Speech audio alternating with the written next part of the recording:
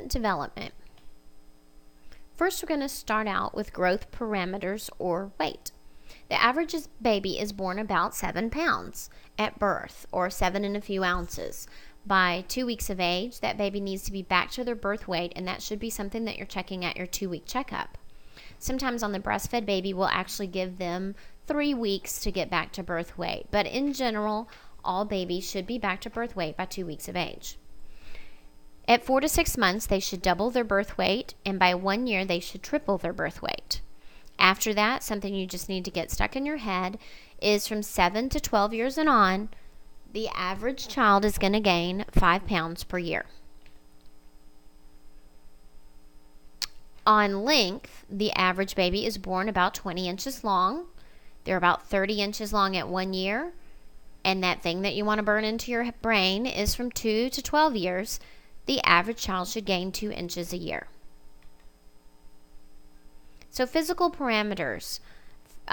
Sometimes this sort of information does show up on a certification exam. So for weight, a baby 0 to 6 months of age should be gaining a ½ ounce to 1 ounce per day. A 6 to 12 month old should be gaining a ½ ounce per day. So when parents ask you if their child is growing okay, you can actually calculate it. Sometimes for breastfed babies, again, if they're gaining weight slowly, or even a formula-fed baby that's gaining weight slowly, you can actually break it down and find out, are they gaining a ½ an ounce a day or an average of an ounce a day? So this information can be very useful clinically. Their length should be 0 to 6 months, they gain an inch a month. 6 to 12 months, they gain a ½ an inch. For the head circumference, 0 to 6 months should be a ½ an inch a month, and then a quarter of an inch from 6 to 12 months of age. So let's talk about what exactly can a 2-week-old do, or what should we be expecting. For their vision, they can gaze at bright objects, and they can track 40 to 45 degrees. For hearing, they respond to sounds, usually with just reflexive behavior. They may startle, that sort of thing. For gross motor, they should have symmetrical movements. And I know when I was a nurse practitioner student, I probably really didn't understand what that meant. But what we're looking for is both arms should be moving equally, both legs should be moving equally. We should not have, the situation where the right arm always moves and the left is very still. That would be a problem. They should be able to lift their head when prone, and then they should have strong reflexes. And these include the grasp reflex, the asymmetric tonic neck, the rooting, and the sucking reflexes. For fine motor, hands are primarily kept in a closed position. They will grasp an object when placed in the hand, and that is your grasp reflex. Vocalization, they should have a strong cry, and it's very common to make throaty feeding sounds. A lot of parents don't realize how noisy babies really are, and they think there's something wrong because their baby makes noises while they feed. But we have to reassure them that, yes, that is normal. For socialization, they should be watching faces, observing faces, staring at mom, staring at dad, knowing, what's different about them. Often babies will stare at people with different hair colors, a light-colored blonde versus a dark-haired person. They really notice the difference. Or someone who wears glasses, they'll stare at that and say, you're different. This is what we were talking about being able to lift the head when prone. When they're on their belly, they should be able to lift that head up. The palmar grasp, of course, is here with the, if you put your thumb or finger in the baby's hand, you should grasp around your finger. And then the plantar is you put the thumb right underneath the toes, and it's like the toes are grabbing your finger. The stepping reflex, you can hold the baby up, and the easiest way to elicit this reflex is to kind of hold the baby and then kind of drag the toe right along the edge of the exam table, and they'll pick that toe up or the leg, and they'll do that stepping reflex. And rooting, sucking reflex, of course, is they want, you stroke by the edge of the mouth, and they turn that direction. The 2-month-old should be able to visually track 90 degrees. So if you have a baby lying on the exam table, and if you can get them to tune into your ophthalmoscope light or otoscope light, or your face, or a bright object, you should be able to watch them track with their eyes a full 90 degrees. They watch the parent intently, and often we say they follow, like their eyes kind of follow the parent. For hearing, they turn toward the sound, so if they hear something, they might turn that way. In gross motor, they still stay in kind of a flexed position when prone. They should be able to lift their head 45 degrees. They can hold their head upright momentarily, but they may still have some bobbing, and that's okay. The hands are still fisted, and movements are still without a purpose but symmetrical.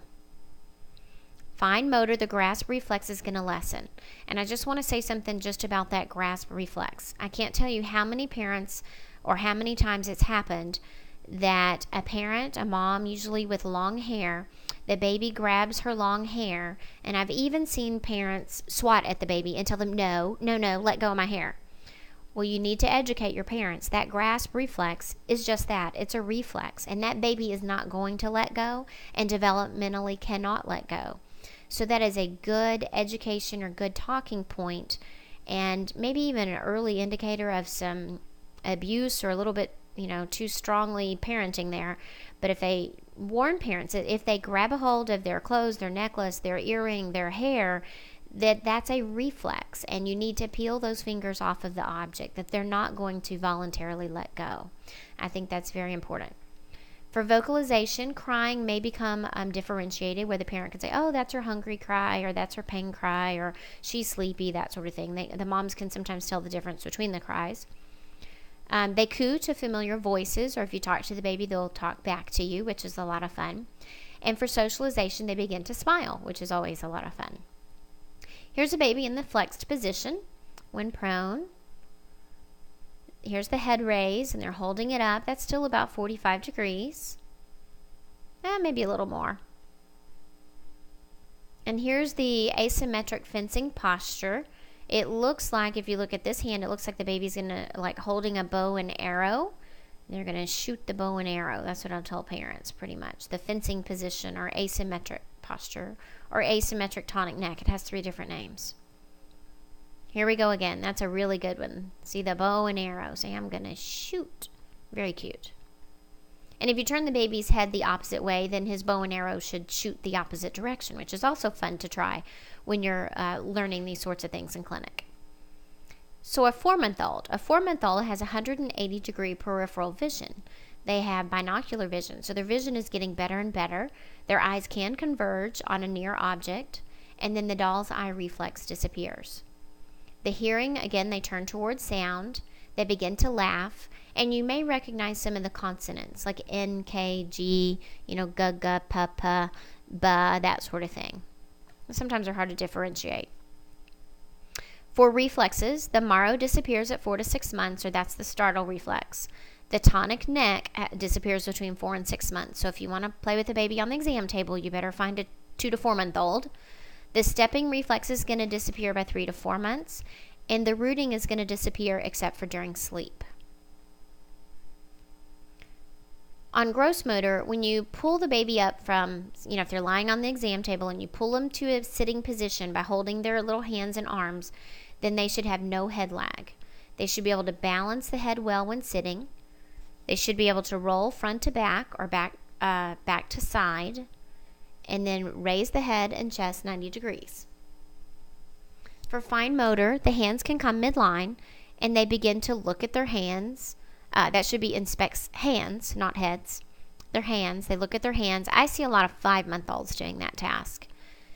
They can grasp with both hands. They shouldn't have any right or left hand dominance. They, of course, can carry the object straight to the mouth, where they can explore it further. And then they reach for objects, but often they overshoot just a bit. A 4-month-old shows excitement with their whole body, and sometimes you can lay them on the exam table and just talk to them in a high-pitched little baby voice, and they just get excited and just wiggle all over, which I think is so fun, and they're so cute at this age.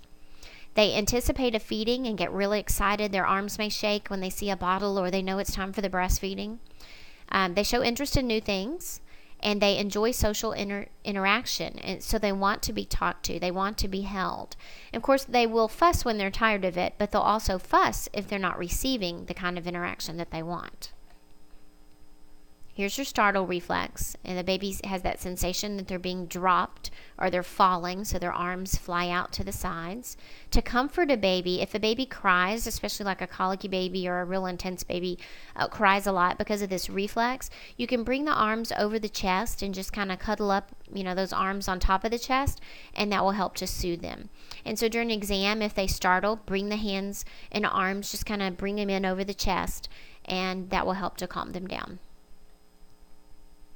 Here's just a review of your reflexes again: your tonic neck, the grasp, the stepping reflex, and then the crawl reflex we haven't really talked about, but getting in those pre-crawling positions. So developmental red flags. We would definitely be worried at 3 months if a baby did not react to a sudden or loud noise. If someone claps or slams the door or the phone rings and a baby does not react, then we're going to worry about their hearing. If they do not appear to listen to a voice, again, we're going to worry about hearing. If they can't find the speaker's voice, again, hearing. If they do not raise their head when lying on their stomach, we need to check for muscle tone and make sure they're developing okay musculoskeletal-wise. If they're left to lie in a crib for long periods of time without visual or auditory stimulation, then, of course, we may just have neglect. At 6 months, a developmental red flag would be if a 6-month-old does not turn to the person speaking, does not respond with being played with, is not visually alert, never laughs or smiles, there's no babbling. Again, they're not hearing or they're not getting any attention. They do not reach for a toy. They do not lift their head or arch their back when prone. Again, that would be kind of a hypotonic situation. If they have rigid body movements, maybe hypertonia. If they're not gaining weight and no signs of attachment, then we're worried about neglect, and then overprotection or little stimulation encouragement for exploring. Some parents do not allow their babies to get dirty. They never put them on the floor, that sort of thing. You have to really talk to these parents and educate them what is expected and what is needed for development. And we're going to get ahead of ourselves a little bit here, but at developmental red flags for 9 months, caregivers often have unrealistic expectations of the infant's ability to control their own behavior. And again, that's just like the example I gave about a baby holding onto mom's hair or grabbing her necklace or earring. That baby can't let go. So don't swat the hand and tell the baby no. It's not going to do any good. But we need to be prepared to educate them on these different things. And of course, a 9-month-old, some 9-month-olds do walk and crawl, but not all 9-month-olds. And you can never compare, children. They're all on their own little schedule. Also, if a parent seems to be dissatisfied with the infant's independence, a parent, again, that doesn't want to put their child down because they don't want them to learn to walk. They don't want them to be in the cabinets exploring. They don't want them to get into anything, that sort of thing. We need to assess for that and educate those parents. And temperamental variability. Is a baby too good or too irritable? That can be a red flag as to what kind of attention they're getting or what might be going on in the environment. So back to the 6-month-old. Vision, they love to study their hand. Again, I told you that I see this a lot in 5-month-olds. By 6 months, they definitely look at their hands. They recognize like a bottle. They know it's a feeding time. For visual accommodation, they can reach and grasp and succeed most of the time. For hearing, they can locate objects. They should be able to locate side to side or up and down, whether a noise is coming from up or, down, that sort of thing. You can test that by playing with the bell in the Denver Developmental Kit. You could ring it way above the child's head and they should look up for the sound. If you do it too many times, then they tune out and they're tired of that activity, of course. For vocalization, they imitate sounds and they do the raspberry, which is the blowing of the lips. They love to do that while they're eating, of course, and blow cereal everywhere. And again, you might want to warn the parents that is a developmental task. They're not just blowing cereal. They just have learned to do the raspberry, and they're very proud of it. They can babble with single syllables. You may begin to hear the mom, mom, ma, or dad, dad, da, or just a hi. They vocalize to toys. They talk to their toys while they're playing, that sort of thing, or babble at them. For gross motor, they should be able to, that's interesting. that should be lift chest and upper abdomen off the table and push up on arms. It's so funny how you find all the typos when you're doing this live. That's interesting. Anyway, lift the chest and upper abdomen off the table, push up on arms. They should be able to sit in a high chair by 6 months of age. Lift the head again with no head lag, and they anticipate that, oh, sure, you're going to pull me up, so here I come. You want to try these things in clinic, or if you don't know how to do it, get your preceptor to show you how to do these things. They should be able to roll back to front, and bear weight means they're going to stand up on their little feet and hold themselves up when held upright. For fine motor, they develop eye-hand coordination. It just keeps getting better and better. They transfer objects hand to hand. They can drop a block if they're handed a second block. They can hold their bottle if they choose to do so. Some choose not to. They can their index finger can extend from the rest of the hand. So the rest of the hand can stay flexed, but they can kind of begin to point with that index finger. And for socialization, they recognize parents. They begin to feel, or they may have some fear of strangers. They can hold out their arms to be picked up. They will briefly look for a lost object. And again, that's one of your Denver developmental tasks that you can do is you hold up the red yarn. And without moving your hand any, you just drop the yarn and see if they look for it, to see if they look down at the floor to find the yarn. And of course, they have frequent mood swings. They go from laughing to crying, crying to laughing, that sort of thing. Here's a good head raise up 90 degrees with the weight on the forearms. And a 9-month-old. Again, everything is just getting better and better and more refined and more fine-tuned. For vision, they have increased eye-hand coordination. They can change their posture to see something. They can move around now, which they love. They prefer yellow and red. And they can discriminate between simple geometric shapes. They can turn their head to locate sounds, which we've already talked about, and they can respond to their own name. They begin to combine syllables, again, the mama, mama, ba, ba, ba, ba, but they don't really have any attachment to what that means. They can respond to simple verbal commands. They comprehend no and bye-bye, although no one said they were going to comply every single time you say no. They understand the word, but maybe not the action that goes with it. They love to babble and imitate sounds. So if you have a cough, often the baby develops a little, little hacky cough. It's really kind of cute. Or they try to copy, clicking sounds and that sort of thing.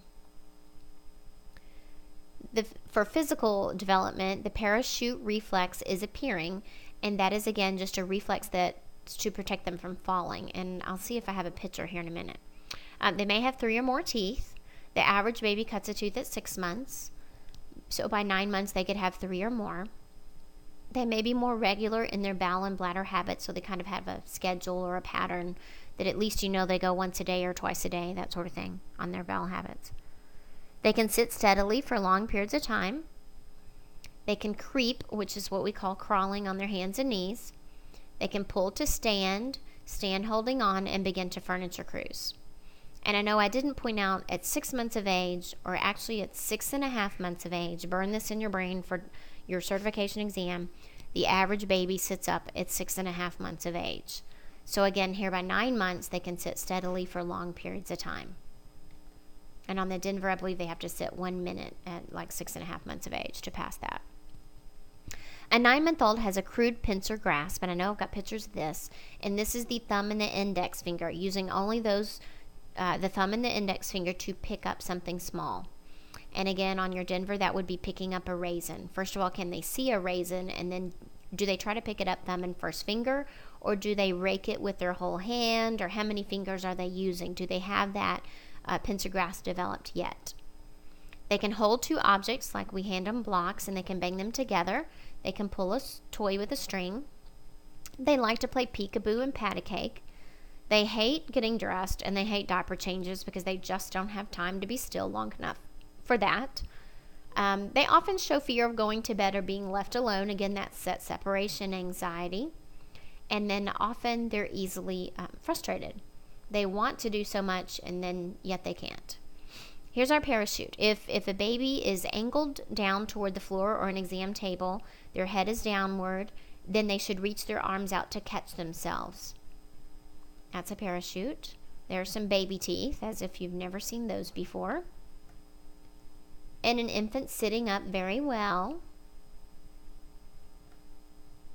And then that is a crude pincer grasp, which is the child is using not only the thumb, you would say the thumb here, the index finger, and this finger still helping just a little bit.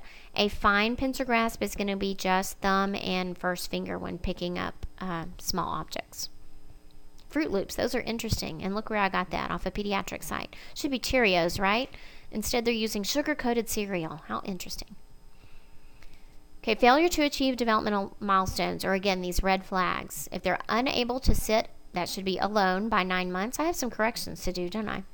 Unable to transfer objects hand to hand by 1 year. Unable to walk alone by 18 months. And again, the average baby walks about 12 months. Some walk as early as 9 months. The true age should be 14 months. And then it's a red flag, big red flag, if they're usually not walking 15 to 18 months or past 18 months. Failure to speak recognizable words by age 2. And the American Academy of Pediatrics, we're getting stricter on this because of the early identification of autism, and that early language skills are a measure, or we're using those as a measure for potential autism or pervasive developmental disorders. So speech and having a couple of little words is very important. That failure to have recognizable words by age 2 is a developmental red flag, and you should go ahead and refer these children. You would refer them to ECI, which is Early Childhood Intervention, in whatever county where you are, Dallas, Tarrant, that sort of thing. And then for ECI also does speech, or if they have private insurance, you can refer to get a private speech evaluation done. Okay, common problems during infancy. SIDS, of course, the sudden infant death syndrome. That is the reason the whole back to sleep program came into play. And what they believed was babies that slept on their tummies, they either would sleep in soft bedding, or they had other risk factors, smoking in the home, that sort of thing, soft bedding, pillows in the bed, things that were high risk, or put them at high risk. But the babies that were face down tended to inhale more, or they would re-inhale their own carbon dioxide, which would make them sleepy, that sort of thing. I went to a sudden infant death syndrome conference, and they believe that babies who die of SIDS actually have a developmental, there's something wrong with the base of the brain, that it does not respond to that higher level of carbon dioxide. And the baby should, and they have reflexes that they should turn their face, or they can even bat away soft bedding. Again, they can turn their head. There's certain reflexes a baby has to be able to turn and get away from that sort of thing. But anyway, the carbon dioxide is what builds up in the blood, and then they get to where they do not respond. Other common problems, we talked about failure to thrive, and that often comes with neglect, or if you've already watched the developmental theorist lecture, if a child does not attain the trust versus mistrust phase, Erickson's developmental phase, if they cannot trust their caregivers, then often they end up as a neglected baby, which is presents itself as failure to thrive, failure to gain weight, that sort of thing. Thrush is very common, the white patches in the mouth. You can treat that with an antifungal. Cradle cap, which is seborrheic dermatitis. I'll let you learn how to treat these things in clinic. Stranger anxiety and separation anxiety. Separation anxiety we talked about usually develops around 9 months of age, and again around 15 to 18 months. They're very scared of being away from their primary caregiver. And then stranger anxiety, I've seen this as young as 4 months of age, that 4-month-olds, they know what their mom looks like, and mom lays them down on the exam table for you to begin your exam, and they just start crying, freaking out, because they're like, oh my gosh, you're different, you're a stranger. Some babies, even at 9 months, still have no stranger anxiety. So that one comes in at a lot of different ages. Sometimes selecting a daycare can be very stressful for mom, and you may need to help assist with that. Diaper rashes and blocked tear ducts, all that sort of thing, I'll let you learn in clinic. This is just a chart of primitive reflexes, when the reflexes should appear and disappear, and I will let you spend more time on that if you so choose. And this is just an interesting chart of progression of gross motor milestones from birth to 5 years, how a baby begins flexed, gets up in pre-crawling, head up 45 degrees, even taller, maybe 90 degrees, begins to roll, begins to sit. Sitting up well, again, 6.5 months. Begins to maybe crawl, or maybe not crawl, but be up in the knee and hand position and be able to even lift a hand up. Pull to stand comes in right around that 9 months. Then 9.5 learns to crawl, learns to furniture cruise, stands alone for 2 seconds, and then average baby learns to walk about 12 months. But again, I think 14 is probably your bigger, not a red flag. They should learn to walk by 14 months. Anything beyond 14 months becomes a red flag. And here's just jumping. Learning to pedal is around age 3, hopping on one foot age 4, and then balance and riding a bicycle age 5. Here's the progression of the pincer grasp. So in the beginning, they just rake with the whole hand, or here's a better raking, and then kind of an immature pincer grasp. I think the picture that we had earlier was better, where you could see where the child is using the thumb and the first 2 fingers, and then a mature pincer grasp, which is thumb and first finger only. And these are fine motor, just what a child can do. They scribble at 15 months, can make circular strokes by 2, copy a circle by 3, a cross by 4, a square by 4.5, and a triangle by age 5. Again, that's all on your based on Denver Developmental as well. This is a very busy chart of social and adaptive skills. And again, I'll let you spend more time with that if you so choose. Kind of goes through other interesting things like parallel play, when 2 children play beside each other, not really together, around 24 months. Using a spoon well is around 24 months. Beginning to use a spoon with spillage is around 18 months. Learning to eat well with a fork and spoon around 3. Interactive games, that sort of thing, at age 4. Just an interesting chart. And there we go. Happy development, although these guys don't look that happy. And I just think that's a cute picture. That's the end.